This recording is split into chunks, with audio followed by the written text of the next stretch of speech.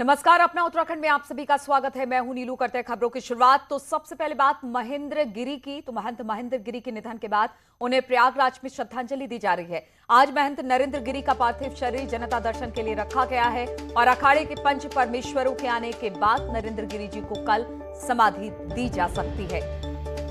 तो आम जनता के लिए दर्शन के लिए रखा गया है महंत नरेंद्र गिरी जी के पार्थिव शरीर को। हम आपको बता दें कि प्रयागराज में उन्हें श्रद्धांजलि दी जा रही है। महंत नरेंद्र गिरी का पार्थिव शरीर जनता दर्शन के लिए रखा गया है और अखाड़े के पंच परमेश्वरों के आने के बाद नरेंद्र गिरी जी को कल बताया जा रहा है कि समाधि दी जा सकती है।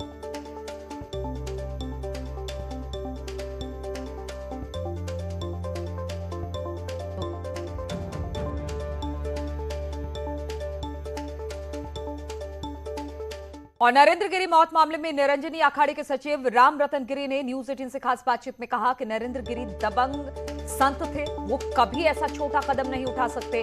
2015 से लेकर 2021 तक उन्होंने अच्छी तरह 4 कुंभ निपटाए। बाघंबरी पीठ मार प्रयागराज की 8 बीघा जमीन को लेकर महंत नरेंद्र गिरी और उनके शिष्य आनंद गिरी के बीच मनमुटाव बढ़ गया था। नरेंद्र गिरी ने 8 बीघा जमीन पेट्रोल पंप के लिए लीज पर आनंद गिरी के नाम पर कर दी थी। बाद में नरेंद्र गिरी ने लीज निरस्त कर दी, लेकिन आनंद गिरी नहीं माने। बाद में नरेंद्र गिरी के कहने पर पंचों ने आनंद गिरी को अखाड़े से निष्कासित कर दिया। गुरु पूर्णिमा पर गुरु ने तो शिष्य को माफ कर दिया, लेकिन अखाड़े का निष्कासन आज भी बरकरार है। नरेंद्र गिरी ने बाघंबरी पीठ की वसीयत भी आनंद गिरी के नाम कर दी थी। नरेंद्र गिरी की मौत के पीछे आनंद गिरी का हाथ होने से भी संत सीधे तौर पर इनकार नहीं करते हैं। वहीं शंकराचार्य राज राजेश्वर आनंद जमीन विवाद को लेकर कहते हैं कि साधु कोई जमीन जायदाद को लेकर झगड़ता नहीं है। कुछ अपराधी किस्म के लोग साधु के भेष में ऐसा काम करते हैं।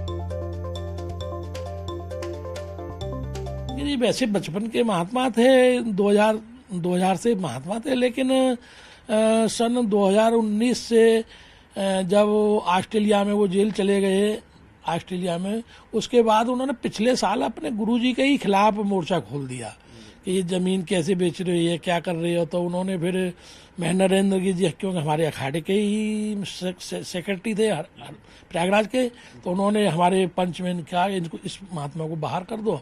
हम लोगों ने सर्वसम्मति से उसको बाहर कर दिया और उसके बाद वो बाहर रहता था। और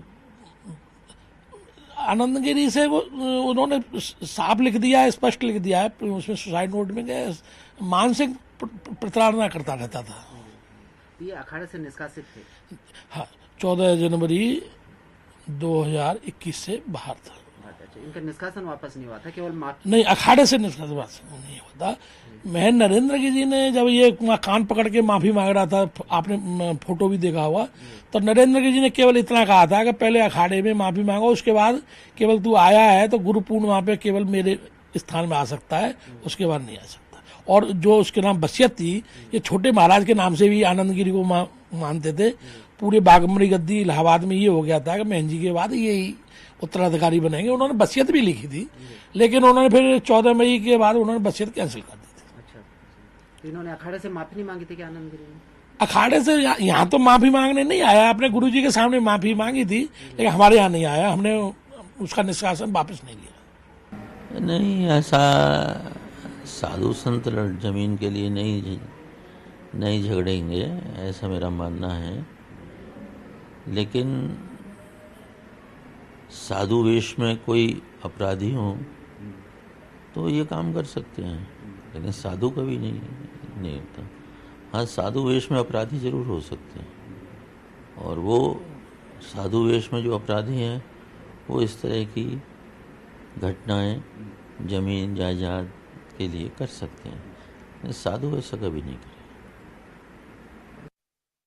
और महंत नरेंद्र गिरी की मौत के बाद आनंद गिरी को पुलिस ने गिरफ्तार कर प्रयागराज में पूछताछ शुरू कर दी है। वहीं हरिद्वार में आनंद गिरी के निजी आश्रम को लेकर सवाल उठ रहे हैं। आनंद गिरी का आश्रम गंगा नदी के किनारे अतिक्रमण कर बनाया जा रहा है। एनजीटी के नियम के अनुसार नदी के बीच से 200 मीटर तक कोई निर्माण नहीं हो सकता, लेकिन आनंद गिरी का आश्रम गंगा में अतिक्रमण कर बन रहा है।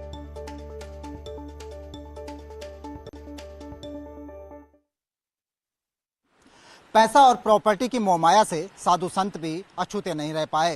अखाड़ा परिषद के राष्ट्रीय अध्यक्ष महंत नरेंद्र गिरी और उनके शिष्य आनंद गिरी के बीच भी प्रॉपर्टी को लेकर लंबे समय से विवाद चल रहा था। अब हम आपको दिखाएंगे कि आनंद गिरी की वो प्रॉपर्टी जिसको देखकर आप भी हैरान रह जाएंगे। आनंद गिरी अखाड़ा परिषद के हरिद्वार और प्रयागराज स्थित आश्रमों में भी जाते थे। इसके बावजूद आनंद गिरी ने एक अपना निजी आश्रम का काम शुरू किया है। ये वही आश्रम है जिससे सोमवार रात आनंद गिरी को यूपी पुलिस के द्वारा हिरासत में लिया गया। अब आप देखिए कि इस आश्रम के निर्माण में किस तरह से नियमों की धज्जियां उड़ाई जा रही हैं। ये गंगा के तट पर यह आश्रम बन रहा है। एनजीटी के और तमाम जो पर्यावरणीय मानक हैं वो कहते हैं कि मैदानी क्षेत्रों में नदी के बीचों बीच से 200 मीटर की दूरी तक कोई भी निर्माण नहीं होगा, लेकिन आप देख सकते हैं कि यहाँ पर नदी के ठीक छाती में ये निर्माण किया गया है। आप देखिए कि ये नदी का तट है। आप आसपास की बाउंड्री भी देख सकते हैं कि यहाँ पर तटबंध बनाए हुए हैं ताकि कटाव न हो। लेकिन आनंद गिरी का जो ये आश्रम बन रहा है ये हरिद्वार का श्यामपुर क्षेत्र है। आप देखेंगे कि ये नदी का अपना प्राकृतिक बहाव स्थल है। इसके बावजूद इसको यहाँ पर रोक दिया गया है। ये पूरा चबूतरा यहाँ पर बनाया गया है नदी के बीचों बीच। आप देखेंगे कि जब नदी अपने उफान पर आएगी तो इससे टकराएगी और आसपास के क्षेत्रों में कटाव करेगी और हो सकता है कि कभी इस पूरे के पूरे एरिया को जिसमें मैं खड़ा हूँ ये नदी को पाट कर बनाया गया है, इसको बहा कर ले जाए। ये पूरा चबूतरा, ये पूरा मैदान यहाँ पर नदी के छाती को बिल्कुल पाट के रेत और कंक्रीट से ये पूरा मैदान यहाँ पर बनाया गया। और इसके बाद आनंद गिरी का ये आश्रम यहाँ पर जिसका निर्माण चल रहा है, यह तिमंजिला आश्रम है जिस पर लगातार कंस्ट्रक्शन जारी है और आनंद गिरी इसी आश्रम में रहने वाले थे। ये उनका निजी आश्रम है। हरिद्वार हो, ऋषिकेश हो या गंगा के जो तमाम। और इस वक्त अखिलेश यादव कुछ कह रहे हैं, आइए सुनते हैं उनको। आज उन्हें याद भी करता हूँ, श्रद्धांजलि देता हूँ और भगवान से ये प्रार्थना करता हूँ कि इस अपूर्ण क्षति होने पर जो।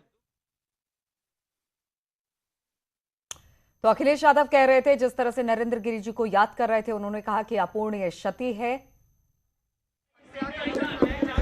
जिस समय से सूचना मिली है कि अखाड़ा परिषद के महंत नरेंद्र गिरी जी हमारे बीच में नहीं रहे हैं, अलग अलग खबरें आई हैं। जो मृत्यु हुई है उसमें भी कहीं न कहीं संदिग्ध जानकारियां मिल रही हैं। ये मिस्ट्री क्या है, क्या कारण था, ये बड़ा विषय है। और न केवल आम लोग बल्कि अखाड़ा परिषद के और उनसे सभी जुड़े हुए लोग जो प्रेम करते थे महंत नरेंद्र गिरी से, वो चाहते हैं कि सत्य सामने आए, सच्चाई सामने आए। इसलिए सिटिंग जज, हाई कोर्ट माननीय सिटिंग जज से यहाँ की जांच होनी चाहिए जिससे कि पूरी की पूरी सच्चाई सामने आए। उन पर सिक्योरिटी थी, वो कई बार कुछ चीज़ों को लेकर के अगर उनके मन में कोई शंका थी, अगर कोई परेशानी थी, अगर उनकी कोई ज़मीन को छीन रहा था या कोई कारण था, कम से कम सिटिंग जज जब इसकी जांच करेंगे तो वो सब सच्चाई बाहर आ जाएगी। सर, इंदु प्रकाश मिश्रा जो कभी सपा में थे, अब उन पर भी आरोप लग रहे हैं। इसीलिए महंत नरेंद्र गिरी जी अखाड़ा परिषद के अध्यक्ष हैं, उनके साथ ऐसी घटना होना ये जांच का विषय है और पूरा देश सच्चाई जानना चाहता है। साधु संत सच्चाई जानना चाहते हैं कि आखिरकार क्या हुआ है, किन परिस्थितियों में ऐसी घटना घटी, क्या उनके ऊपर कोई दबाव था, क्या कहीं किसी चीज को लेकर के परेशानी थी। तो ये सब सच्चाई तभी बाहर आएगी जब हाई कोर्ट के सिटिंग जज इसकी जांच करें। सर, जांच में अगर सपा नेता का नाम सामने आता है तो क्या आप सपा अध्यक्ष के तौर पर समर्थन करेंगे इस बात का और जांच का सहयोग करेंगे? आप महिला होकर के बार बार सपा का नाम ले रही हैं, सरकार किसकी है? और सुनने में यहाँ तक आ रहा है जो लोग चर्चा कर रहे हैं कि उनकी ज़मीनों पर बुलडोजर चलने जा रहा था। अगर ये सच्चाई है, अगर वो मानसिक रूप से परेशानी थी तो आखिर क्या कारण था? ये हाई कोर्ट की सिटिंग जज जांच करेंगे, उसमें सच्चाई बाहर आ जाएगी। सर, क्या लगता है कि जो सुसाइड हुआ है, कि आपको लगता है कि क्या वो सुसाइड कर सकते हैं? ऐसा मैं जो हमारी पार्टी और साधु संत और कई लोगों से बातचीत करने के बाद हाई कोर्ट के सिटिंग जज से जांच होना से ही सच्चाई बाहर आएगी। सिटिंग हाई कोर्ट के जज जांच करेंगे तो सब सच्चाई बाहर आ जाएगी। जो भी दोषी होंगे उनके खिलाफ कार्रवाई होगी। ये जांच का विषय है, जांच के बाद ही पता लगेगा कि साजिश क्या थी इसमें।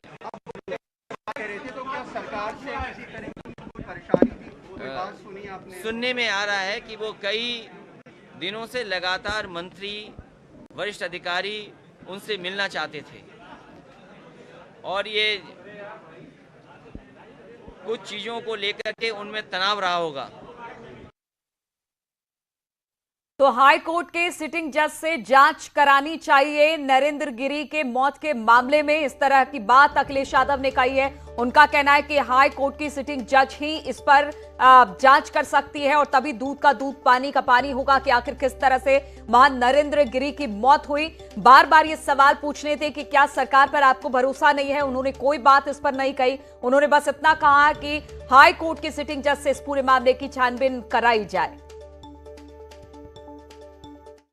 वहीं देहरादून से खबर है, यहां पर सीएम धामी का बयान आया है। महंत मनेंद्र गिरी की मौत का मामला कानून करेगा अपना काम, इस तरह की बात सीएम धामी ने कही है। उन्होंने कहा कि दोषियों को बख्शा नहीं जाएगा।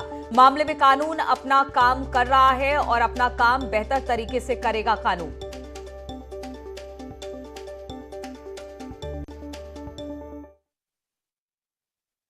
उनका देहांत, उनका निधन बहुत ही दुखद घटना है और निश्चित रूप से हम सब स्तब्ध हैं कि आखिर ऐसा कैसे हुआ, ऐसा कदम क्यों उठाया गया।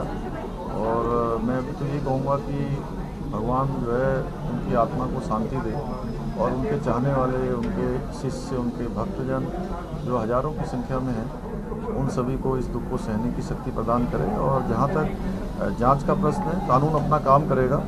कोई भी दोषी होगा तो कानून से बड़ा नहीं है। कानून जो जरूरी होगा वो सब होगा। और कांग्रेस नेता हरीश रावत ने महंत नरेंद्र गिरी की मौत पर दुख जताया। उन्होंने नरेंद्र गिरी की मौत को आध्यात्मिक जगत के लिए व्यक्तिगत क्षति भी बताया, साथ ही उनके कार्यों को भी याद किया।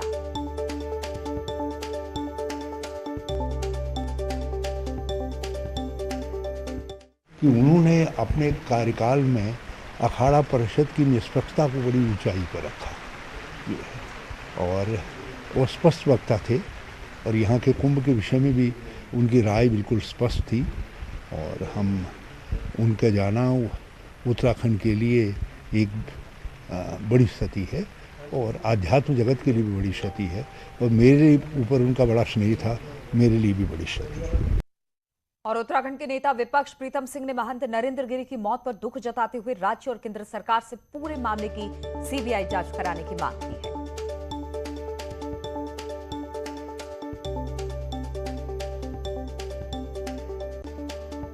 ये बहुत ही दुखद घटना है और जिस तरीके से समाचार पत्रों में ये बात सामने आ रही है कि वो आत्महत्या नहीं की बल्कि कत्ल भी हो सकता है, तो उसका जो है राज्य और केंद्र सरकार को संज्ञान लेना चाहिए और सीबीआई से जांच कराई जाए ताकि वास्तविकता सामने आ सके।